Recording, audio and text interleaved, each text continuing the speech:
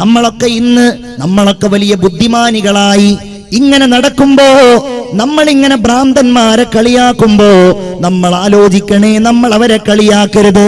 അവർ സ്വർഗവാസികളായേക്കാം, അവർക്ക് തക്ലീഫില്ല, അവർക്ക് നിസ്കാരമില്ല. നമ്മൾ പലപ്പോഴും അത്തരം രോഗികളെയോ അവരുടെ കുടുംബങ്ങളെയോ സഹായിക്കാറില്ല. ക്യാൻസർ രോഗികളെ നമ്മൾ സഹായിക്കും, കിഡ്നി രോഗികളെ നമ്മൾ സഹായിക്കും.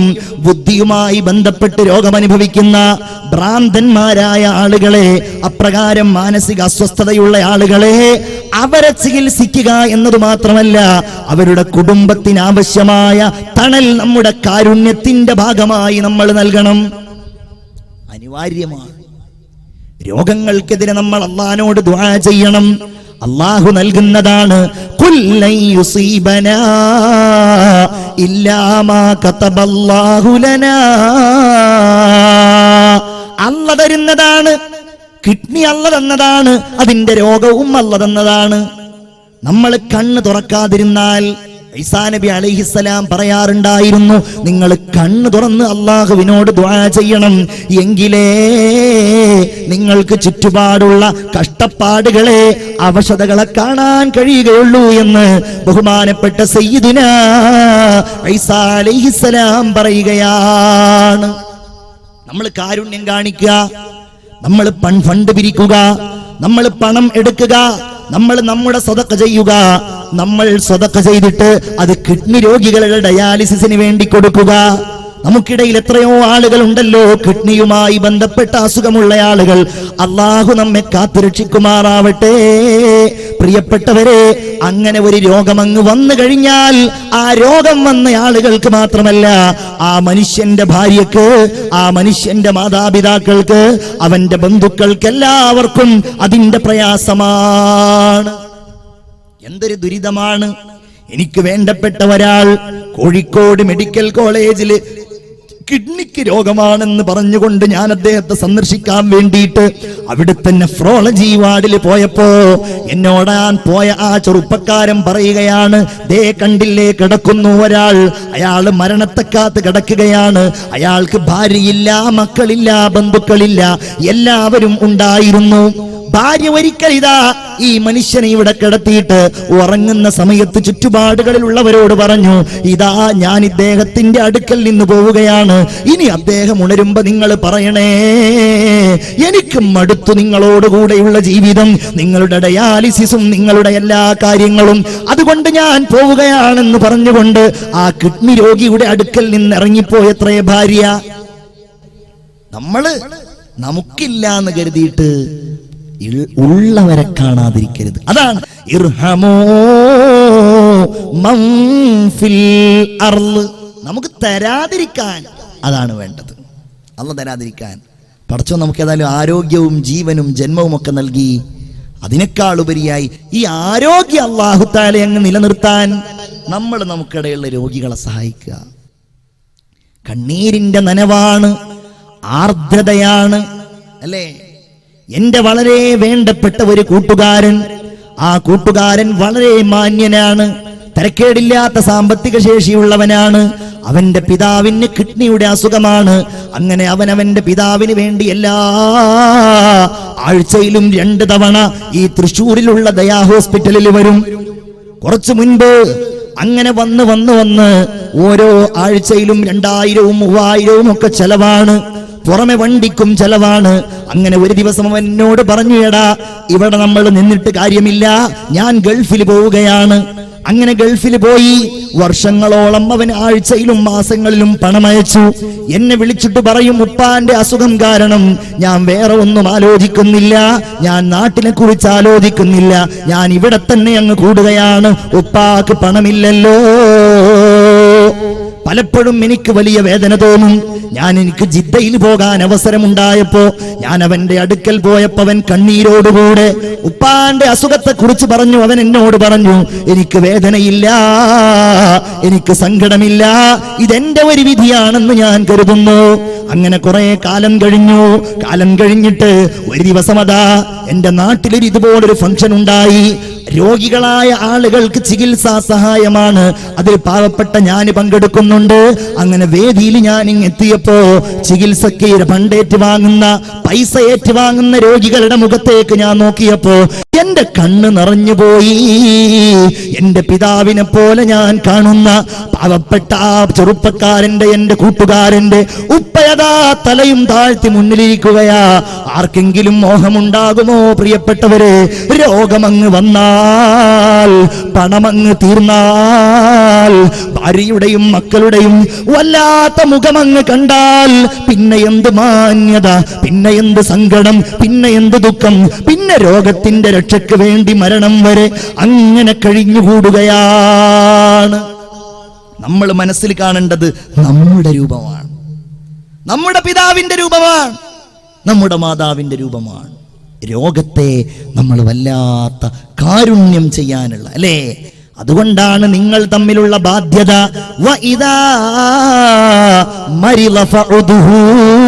അവൻ രോഗിയായാൽ നിങ്ങൾ അവനെ സന്ദർശിക്കണമെന്ന് മുഹമ്മദ് മുസ്തഫ സല്ലല്ലാഹു അലൈഹി വസല്ലം.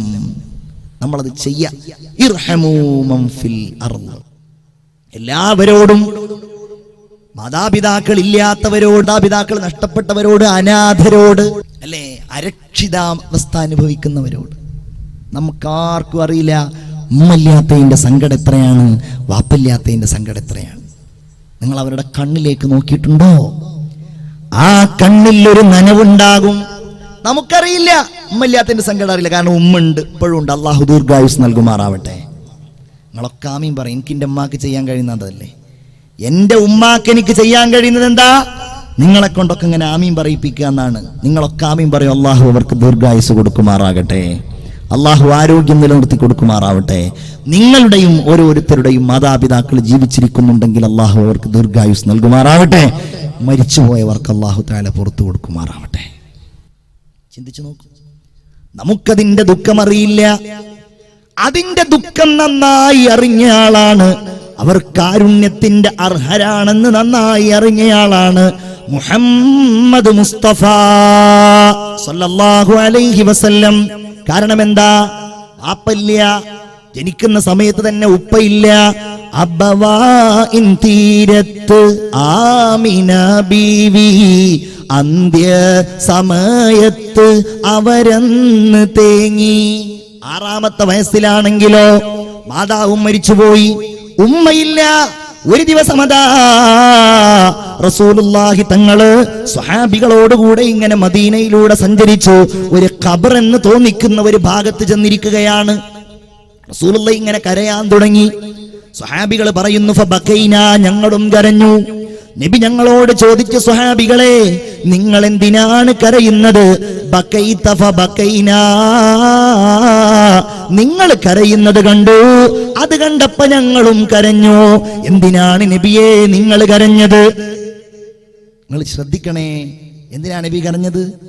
അവിടുന്ന് സങ്കടത്തോടെ പറയുകയാണ്, ഹാദാ ഖബ്റു ഉമ്മി ആമിന,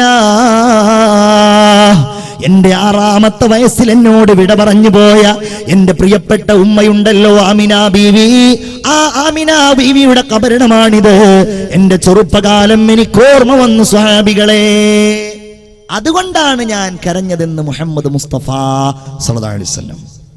നമുക്കാർക്കും ഇതിന്റെ വേദന അറിയില്ല. അതുകൊണ്ട് റസൂലുള്ളാഹി പറഞ്ഞു, നിങ്ങൾ അനാഥന്റെ കണ്ണീരൊപ്പണം, നിങ്ങളവന്റെ തലതടവണം. അവനോട് നിങ്ങൾ പരുഷമായി പെരുമാറരുത്, അവനെ നിങ്ങൾ അട്ടിയകറ്റരുത്. ഇദാ ബക്കൽ യതീം, ഒരനാഥനായ കുട്ടി കരഞ്ഞാൽ വഖഅത് ദുമൂഉഹു ഫീ കഫിർ റഹ്മാൻ, അല്ല കൈകൾ നീട്ടും അള്ളാഹുവിന്റെ കരങ്ങളിലേക്ക് ഈ കുട്ടിയുടെ കണ്ണീരെത്തും. എന്നിട്ട് അല്ലാഹു തആല ചോദിക്കുമെന്നാണ്, മൻ അബ്കഹാദാ, ആരാണ് ഈ കുഞ്ഞിനെ കരയിപ്പിച്ചത്? ഈ കുഞ്ഞിനെ ആരാണ് കരയിപ്പിച്ചത് എന്ന് ചോദിക്കുകയും, മൻ അല്ലാഹു ഫലഹുൽ ജന്ന, നിങ്ങൾ ആരെങ്കിലും അവനെ തൃപ്തിപ്പെടുത്തിയാൽ, അവന്റെ കണ്ണീര് നിങ്ങൾ തുടച്ചാൽ നിങ്ങൾക്ക് സ്വർഗമുണ്ട്. ശ്രദ്ധിക്കണം, ചിന്തിക്കണം ആ കാര്യം. എന്റെ കാരുണ്യത്തിന്റെ പ്രവർത്തകന്മാരെ, നിങ്ങളുടെ നേതൃത്വത്തിൽ അനാഥരെ നിങ്ങൾ സംരക്ഷിക്കണം. അവർക്ക് വിദ്യാഭ്യാസം നൽകുക, അവരുടെ കാര്യങ്ങൾ ശ്രദ്ധിക്കുക. എന്റെ സഹോദരിമാരെ, നിങ്ങളൊക്കെ ഇങ്ങനെ ഡ്രസ്സ് എടുക്കുമ്പോ, നിങ്ങളുടെ മക്കൾക്ക് ഡ്രസ്സ് എടുക്കുമ്പോ നിങ്ങളുടെ അയൽവാസികൾ ഉണ്ടാകും, നിങ്ങളുടെ കുടുംബങ്ങളിലുള്ളവരുണ്ടാകും. കാരുണ്യം കാണിക്കുക അവരോട്, അല്ലേ? ഞാൻ ഈ അടുത്ത് കേട്ടു ഒരാൾ സംസാരിക്കുന്നത്, ഇന്റർനാഷണൽ ലെവലിൽ പ്രസംഗിക്കുന്ന അന്താരാഷ്ട്ര തലത്തിൽ അറിയപ്പെട്ട ഒരു ഉന്നതനായ പ്രഭാഷകൻ പറഞ്ഞ ഒരു സംഭവമാണ്. അമേരിക്കയിലോ ബ്രിട്ടനിലോ എവിടെയോ ഒരു സ്ഥലത്ത് ഒരു അധ്യാപകൻ ഒരിക്കൽ കുട്ടികളോട് ചോദിച്ചു, ഒരു ടീച്ചർ കുട്ടികളോട് ചോദിച്ചു, നിങ്ങൾ ആരാവാൻ ആഗ്രഹിക്കുന്നു? കുട്ടികൾ ഓരോരുത്തരും I want to become a doctor, an engineer, a collector, a judge എന്നൊക്കെ പറഞ്ഞിട്ട് ഓരോരുത്തരും ഞാൻ ജഡ്ജ് ആവാന്, കലക്ടർ ആവാന്, ഡോക്ടർ ആവാന് ഓരോരുത്തർ പറഞ്ഞപ്പോൾ ഒരു കുട്ടി മാത്രം പറഞ്ഞു, I want to become a സ്വഹാബി. ഞാൻ ആഗ്രഹിക്കുന്നത് ഒരു സ്വഹാബി ആവാനാണ്. ടീച്ചർ ചോദിച്ചു, ഹു ഈസ് എ സ്വഹാബി? മോനെ, ആരാ ഒരു സ്വഹാബി? എനിക്കറിയില്ലല്ലോ, ഞാൻ ആദ്യമായിട്ട് കേൾക്കുകയാണല്ലോ. ഈ കുട്ടി പറഞ്ഞു, സ്വഹാബി ആരാണെന്ന് എനിക്കല്ല നന്നായിട്ടറിയാം, എൻ്റെ ഉമ്മക്കാണ്. ടീച്ചർ ഉമ്മക്ക് ഫോൺ ചെയ്തു, നിങ്ങളുടെ മോൻ പറഞ്ഞത് ഒരു സ്വഹാബി ആവണമെന്നാണല്ലോ, ആരാണ് സ്വഹാബി? ഉമ്മ പറഞ്ഞു, സ്വഹാബി എന്ന് പറഞ്ഞാൽ അത് ആരാണെന്ന് പറഞ്ഞു തരണമെങ്കിൽ നേരിട്ട് വരണം. ടീച്ചർ നേരിട്ട് ചെന്നു. അള്ളാന്റെ റസൂലിന്റെ കൂടെ നിന്ന, സന്തോഷത്തിലും ദുഃഖത്തിലും കൂടെ നിന്ന അവിടുത്തെ അനുയായികളെ കുറിച്ച് ടീച്ചറോട് ഈ ഉമ്മ വിശദീകരിച്ചു. അങ്ങനെ ആ ടീച്ചർ അതെല്ലാം കേട്ട് സന്തോഷത്തോടെ തിരിച്ചു പോരുന്നതിന്റെ മുമ്പ് കുടുംബസമേതം ലാ ഇലാഹ ഇല്ലല്ലാഹ് അവർ മുസ്ലിങ്ങളായി അവർ രണ്ടുപേരും, കുടുംബം, ഭാര്യയും ഭർത്താവും എല്ലാവരും കൂടെ. അങ്ങനെ ഒരു ദിവസം സ്കൂളിൽ നിന്ന് ഈ കുട്ടിയോട് ടീച്ചർ ചോദിച്ചു, എത്രേ മോനെ, നിനക്ക് സ്വഹാബിയാവണമെന്നല്ലേ പറഞ്ഞത്? നിനക്ക് ഏറ്റവും ഇഷ്ടമുള്ള സ്വഹാബി ഏതാണ്? ഈ കുട്ടി ഉടനടി പറഞ്ഞു, എനിക്ക് ഇഷ്ടമുള്ള സ്വഹാബി ബഷീർ റളിയല്ലാഹു അൻഹു ആണ്, സയ്യിദുനാ ബഷീർ റളിയല്ലാഹു അൻഹു. എന്താണ് മോനെ നീ അദ്ദേഹത്തെ ഇഷ്ടപ്പെടാനുള്ള കാരണം? ആ കുട്ടി പറയുകയാണ്, എന്റെ ഉമ്മ എനിക്ക് രാവിൽ പറഞ്ഞു തന്ന കഥയാണ്, അങ്ങനെയാണ് എനിക്ക് ബഷീറിനെ ഇഷ്ടമായത് എന്ന് പറഞ്ഞുകൊണ്ട് ഈ കുട്ടി പറയുകയാണത്രേ, അള്ളാഹുവിന്റെ റസൂലിന്റെ കൂടെ നൂറുകണക്കിന് സ്വഹാബികൾ ഉഹദിന്റെ പോർക്കളത്തിലേക്ക് പോയി. കൂട്ടത്തിൽ ബഷീർ എന്ന കുട്ടിയുടെ പിതാവുമുണ്ട്. ഈ കുട്ടിയുണ്ടല്ലോ, യുദ്ധം കഴിഞ്ഞ് മ്ലാനവദനരായി തിരിച്ചു വരുന്ന നബിയെയും സ്വഹാബികളെയും ഇങ്ങനെ കാത്തു നിൽക്കുകയാണ്. ഓരോരുത്തർ വന്നു. അവർക്കിടയിൽ മുഹമ്മദ് മുസ്തഫ സല്ലല്ലാഹു അലൈഹി വസല്ലമയും വന്നു. ബഷീർ എന്ന കുട്ടി റസൂലുള്ളാഹിന്റെ അടുക്കൽ ചെന്ന് ചോദിക്കുകയാണ്, ഐന അബീ യാ റസൂലല്ലാഹ്, എന്റെ ഉപ്പ എവിടെയാണ് നബിയേ? റസൂലുള്ള കുട്ടിയുടെ മുഖത്ത് നോക്കി, അവിടുത്തെ കണ്ണുകൾ നിറഞ്ഞു. എന്തു പറയണം ഈ കുട്ടിയോട്? കാരണം ഈ കുട്ടിയുടെ ഉപ്പ ഉഹദ് യുദ്ധത്തിൽ രക്തസാക്ഷിയായിട്ടുണ്ട്. എന്തു പറയണം? റസൂലുള്ള മുഖം തിരിച്ചു കളഞ്ഞു. രണ്ടാമതും ഈ കുട്ടി ചോദിക്കുകയാണ്, നബിയെ പറയുമോ എവിടെയാണ് എന്റെ ഉപ്പ? യാ ഹബീബല്ലാഹ്, അള്ളാഹുവിന്റെ റസൂല മകനെ, ആ പിഞ്ചു മകനെ തന്റെ ശരീരത്തോട് ചേർത്ത് പിടിച്ചു. അവന്റെ കണ്ണുകളിലേക്ക് ഉറ്റുനോക്കിക്കൊണ്ട് മുത്തുനബി പറയുകയാണ്, മോനെ, നിന്റെ ഉപ്പ ഞാനാണെന്ന് പറഞ്ഞാൽ നിന്റെ ഉപ്പ ഞാനാകുന്നത് നിനക്കിഷ്ടമല്ലേ മോനെ? നിന്റെ ഉമ്മ ആയിഷയാണ് മോനെ, അത് നിനക്കിഷ്ടമല്ലേ? അതേ നബിയെ, എനിക്കിഷ്ടമാണ്. ഈ കുട്ടി തന്റെ ഉപ്പയെ മറന്നു, തന്റെ ഉമ്മയെ മറന്നു, തന്റെ എല്ലാം മറന്നുകൊണ്ട് റസൂലുള്ളാഹിന്റെ അടുക്കൽ നിന്ന് മദീനയുടെ തെരുവിലേക്ക് ഇറങ്ങുകയാണ്. ഓരോ വീടുകളുടെയും വാതിലിൽ മുട്ടി വിളിച്ചുകൊണ്ട് ഈ പിഞ്ചുബാലൻ പറയുകയാണ്, അറിഞ്ഞില്ലേ എന്റെ ഉപ്പ നബിയാണ്, എന്റെ ഉപ്പ ഹബീബായ മുഹമ്മദ് നബിയാ. നിങ്ങൾ അറിഞ്ഞില്ലേ മദീന നിവാസികളെ എന്ന്? മദീനയിലൂടെ ഈ കുട്ടി വിളിച്ചു പറഞ്ഞു നടന്നു എന്ന് ആ പിഞ്ചുബാലൻ പറഞ്ഞു കൊടുക്കുകയാണ്. അതുകൊണ്ടാണ് എനിക്ക് ബഷീർ റളിയല്ലാഹു അൻഹു ഇഷ്ടമായത്. ഉപ്പായപ്പോലും അല്ലാഹുവിന്റെ റസൂലിന്റെ മുമ്പിൽ മറന്നു. എന്തേ കാരണം? റസൂലുള്ളാഹി അങ്ങനെയാണ്. അന വകാഫിലുൽ യതീമി ഫിൽ ജന്നതി ഹാകദാ.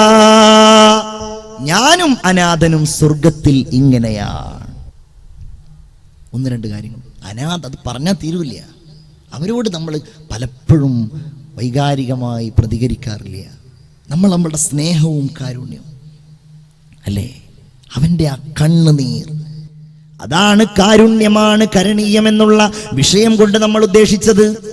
എല്ലാവരോടും കാരുണ്യം കാണിക്കുക, പാവങ്ങളോട്, അനാഥരോട് അല്ലേ. ഒരു ദിവസം ഒരു 11 മണി സമയത്ത് ഉച്ചക്ക് എൻ്റെ സ്ഥാപനത്തിലെ ചാമക്കാലയിലെ നെഹ്ജുർ റഷാദിലേക്ക് എന്നെ ഫോൺ ചെയ്യുകയാണ്. എനിക്ക് വളരെ വേണ്ടപ്പെട്ട ഒരു കുട്ടിയുടെ വീട്ടിൽ നിന്ന് 2ാം ക്ലാസ്സിലോ 3ാം ക്ലാസ്സിലോ പഠിക്കുന്ന ഒരു കുട്ടിയുടെ വീട്ടിൽ നിന്ന് വിളിക്കുകയാണ് എന്നെ. ഉസ്താദേ, ഇന്ന കുട്ടിയുടെ വാപ്പ മരിച്ചിട്ടുണ്ട്. പടച്ചവനെ, ഞാൻ വല്ലാതെ പേടിച്ചു പോയി. ചെറിയ കുട്ടിയാണ്, 7 കിലോമീറ്റർ അപ്പുറത്തുള്ള അവന്റെ വീട്ടിലേക്ക് പോകണം. എങ്ങനെ ആ കാര്യം അവനോട് പറയുമെന്ന് ഞാൻ ചിന്തിച്ചു പോയി. കാരണം നല്ല ചുറുചുറുക്കുള്ള പിതാവാണ്, എപ്പോഴും എന്നെ കണ്ടാൽ ഇങ്ങനെ വർത്തമാനമൊക്കെ പറയുന്ന ഉപ്പയാണ്. ഞാനിങ്ങനെ നോക്കിയപ്പോ കുട്ടികളൊക്കെ ഇന്റർവെല്ലിന് ഇങ്ങനെ കളിക്കുന്നുണ്ട്. ഓരോരുത്തർ തമാശ പറയുന്നു, വെള്ളം കുടിക്കാൻ പോകുന്നു, പലരും ഇങ്ങനെ ഓടിക്കളിക്കുന്നു. കൂട്ടത്തിൽ ഇവനുമുണ്ട്. ഞാൻ ഇവനോട് പറഞ്ഞു, നമുക്ക് നിന്റെ വീട്ടിലേക്കൊന്ന് പോകണം, നീ വാ. അവന് വലിയ ആഹ്ലാദമായി.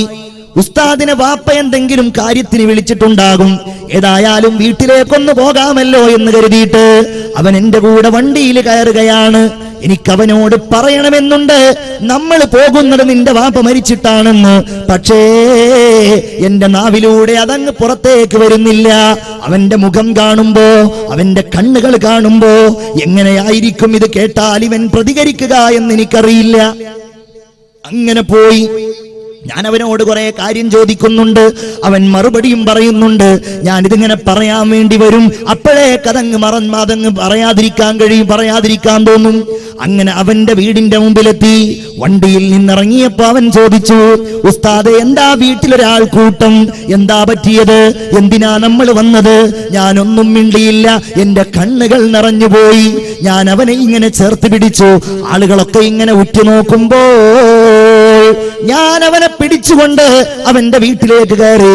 വീടിന്റെ പൂമുഖത്ത് ചൊല്ലുമ്പോ ചലനമറ്റ് കിടക്കുന്ന അവന്റെ ഉപ്പാന്റെ ആ മയ്യത്തിലേക്ക് നോക്കിക്കൊണ്ട് അവിചാരിതമായി ഉപ്പ മരിച്ചു കിടക്കുന്നത് കണ്ടപ്പോ, ഒരിക്കലും ചിന്തിക്കാതെ ഉപ്പ മരിച്ചു കിടക്കുന്നത് കണ്ടപ്പോ, ഉസ്താദേ എന്ന് വിളിച്ചുകൊണ്ട് ആ പിഞ്ചുകുട്ടി പൊട്ടിക്കരഞ്ഞുകൊണ്ട് എന്റെ ശരീരത്തിലേക്ക് വീണത് എന്റെ ജീവിതത്തിൽ എനിക്കൊരിക്കലും മറക്കാൻ കഴിയാത്ത അനുഭവമാണ്. അനാഥന്റെ കണ്ണീര്. നമ്മളൊക്കെ ദുആ ചെയ്യും, പടച്ചോനെ പെട്ടെന്ന് മരിപ്പിക്കല്ലേ എന്ന്. ആ ദുആക്ക് ശക്തി ഉണ്ടാവണം ഇത്തരം ഓർമ്മകൾ നമ്മുടെ മനസ്സിലേക്ക് വരുമ്പോ. എന്റെ പ്രിയപ്പെട്ടവരെ, അതുകൊണ്ട് ഞാൻ ആ ഭാഗം അവിടെ നിർത്തുകയാണ്. എല്ലാവരോടും കാരുണ്യം, എല്ലാവരോടും സ്നേഹം. മുഹമ്മദുർ റസൂലിന്റെ അധ്യാപനം അതാണ്, ഖുർആനിന്റെ അധ്യാപനം അതാണ്. ഭൂമിയോട് സ്നേഹം, ആകാശത്തോട് സ്നേഹം, മരങ്ങളോട് സ്നേഹം, എല്ലാ വിശ്വാസികളോടും സ്നേഹം, എല്ലാ മനുഷ്യരോടും സ്നേഹം. കാരുണ്യം നഷ്ടപ്പെടുന്ന ലോകമേ, തലയറുക്കാൻ മടിക്കാത്ത ലോകമേ, ആരോപണങ്ങൾ ഉന്നയിക്കാൻ മടിക്കാത്ത ലോകമേ, കാരുണ്യത്തിലേക്ക് തിരിച്ചു വരിക.